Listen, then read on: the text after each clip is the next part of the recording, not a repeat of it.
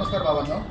तर मी आज तुम्हाला हिरो कंपनीची जी नवीन गाडी आली आहे स्प्लेंडर प्लस 2020 या गाडीचे जे कंपनीने जे गाडीमध्ये बदल केलेले आहे, जे नवीन सेन्सर बसवलेलं आहे, त्या सेन्सरबद्दल मी तुम्हाला माहिती देणार आहे. तर आपण या ठिकाणी पाहू शकतो इथेनॉल 20 म्हणजे या गाडीमध्ये 20% इथेनॉल, इथून पुढे ज्या पेट्रोल पंपावरती 20% इथेनॉल येणार आहे. तर त्या पद्धतीने कंपनीने ही गाडी बनवलेली आहे. इथं पाहू शकता आपण इथेनॉल 20 ही गाडी आहे. तर याचा आपण सेन्सर पाहू, कोणते सेन्सर. ह्यामधला पहिला सेन्सर या ठिकाणी कंपनीने फिट केलेला आहे. ह्या सेन्सरचं नाव ऑक्सिजन सेन्सर आहे. तर या सेन्सरचं काम असं आहे की तुमचं जे पेट्रोल आहे ते पेट्रोल किती टक्के जळतं, 100% जळतं की 80% जळतं, त्याचा रिपोर्ट हा ECUला देतो. त्याच्यासाठी हा सेन्सर या ठिकाणी फिट केलेला आहे. त्याच्यानंतर दुसरा सेन्सर तुम्ही पाहू शकता या ठिकाणी, हा पण ऑक्सिजन सेन्सरच आहे, पण याला ऑक्सिजन हीटर सेन्सर असे म्हणतात. तर ह्याचं जे काम आहे याचं काम असं आहे की या ठिकाणी जो कॅटलिक कन्व्हर्टर बसवलेला आहे सायलेन्सरला, या ठिकाणी तुम्ही पाहू शकता की थोडासा फुगलेला भाग आहे. या ठिकाणी कॅटलिक कन्व्हर्टर असतो. तर कॅटलिक कन्व्हर्टर प्रॉपर काम करतो की नाही, तर त्याचा रिपोर्ट हा सेन्सर ECUला देत असतो. त्यानंतर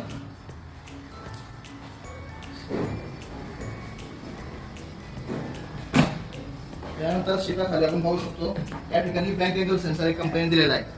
तर या बँक अँगल सेन्सरचं काम काय आहे की समजा तुमच्या गाडीचा अपघात झाल्याच्या नंतर गाडी तुमची समजा खाली पडल्याच्या नंतर हा सेन्सर काय करतो की तुमची गाडी लगेच बंद करतो, जेणेकरून तुमच्या गाडीचं पूर्ण सिस्टम पूर्ण बंद होतं आणि जे तुमचं पुढचं मागचं व्हील जे फिरत असतं ते लगेच बंद होतं आणि समजा काही अडकण्याची व्हीलमध्ये काही पाय वगैरे जाण्याची काही चान्सेस असेल तर ते पूर्णपणे कमी होतात. त्यानंतर या उजव्या बाजूला तुम्ही पाहू शकता, उजव्या बाजूला या ठिकाणी एक कार्बोरेटरच्या जागी एक सेन्सर दिलेला आहे. तर हा सेम कार्बोरेटरचं काम करतो.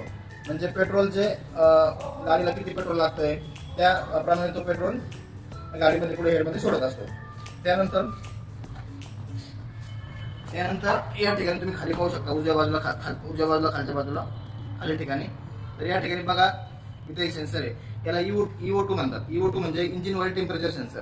म्हणजे हा काय करतो की तुमच्या गाडीचे ऑइलचे जे टेम्परेचर आहे, जे तापमान आहे ते सध्या किती आहे याचा रिपोर्ट हा ECUला देत असतो. त्यानंतर या ठिकाणी बघा सगळ्यात जो मेन सेन्सर आहे तुम्ही पाहू शकता या ठिकाणी, याला इलेक्ट्रॉनिक कंट्रोलर म्हणतात, ECU. म्हणजे थोडक्यात आपण असं समजू की गाडीचा हा एक प्रकारचा एक मेंदू आहे. म्हणजे आतापर्यंत मी तुम्हाला जे सेन्सर दाखवले सगळे, तर ते सेन्सर पूर्ण ह्या सेन्सरला ह्या ECUला रिपोर्ट करतात की बाबा कुठल्या सेन्सरचं काय काम आहे, गाडीमध्ये कुठं काही प्रॉब्लेम आलेला आहे का, कुठल्या सेन्सरची वायर तुटलेली आहे का. तर सगळा रिपोर्ट ह्या ECUला त्याच्यामार्फत मिळतो. त्यानंतर कुठल्याही सेन्सरचं एखादी वायर तुटली किंवा गाडीमध्ये कुठला एखादा सेन्सर खराब झाला तर ते आपल्याला कसं समजतं, ते तुम्ही ह्या ठिकाणी पाहू शकतो. हा मीटरमध्ये जो लाईट आहे, ज्याला ग्रामीण भागामध्ये आपण इंजिन लाईट म्हणतो, त्याच्यानंतर आपण कंपनीच्या नावानुसार त्याला MIL म्हणतो, माल फंक्शन लाईट म्हणू शकतो. ही जी लाईट आहे पिवळ्या कलरची, ही जर लाईट समजा गाडी चालू असताना कंटिन्यू जर समजा चालू राहिली तर आपण समजायचं की कुठल्या तरी सेन्सरमध्ये काहीतरी बिघाड किंवा कुठेतरी वायर वगैरे कुठेतरी काहीतरी कट झालेली, त्याच्यामुळे हा सेन्सर हा लाईट लागून राहतो. अशा वेळेस काय करायचं आहे, आपल्याला वर्कशॉपमध्ये गाडी दाखवायची आहे आणि हे जो काही प्रॉब्लेम असेल तो क्लिअर करून घ्यायचा आहे. ठीक आहे. त्याच्यानंतर बाकी तुम्ही पाहू शकता मीटर वगैरे चेंज केलेला आहे. ही जुनी डिझाईन जी होती पहिली ती पण कंपनीने परत कॅरी फॉरवर्ड केली आहे. हा लोगो चेंज इथं टाकीवरती हा हिरोचा लोगो चेंज केलेला आहे. त्याच्यानंतर ही सायलेन्सरची तुम्ही साईज पाहू शकता, हे त्याचं पण डिझाईन चेंज केलेलं आहे, ही पट्टी चेंज केलेली आहे. त्याच्यानंतर आता नवीन नाही जातं, सर्वच गाड्यांना येतात ते. तर अशा पद्धतीनं ही नवीन स्प्लेंडर इथेनॉल 20 आपण आता तुम्हाला त्याच्याबद्दल पूर्ण माहिती सांगितलेली आहे.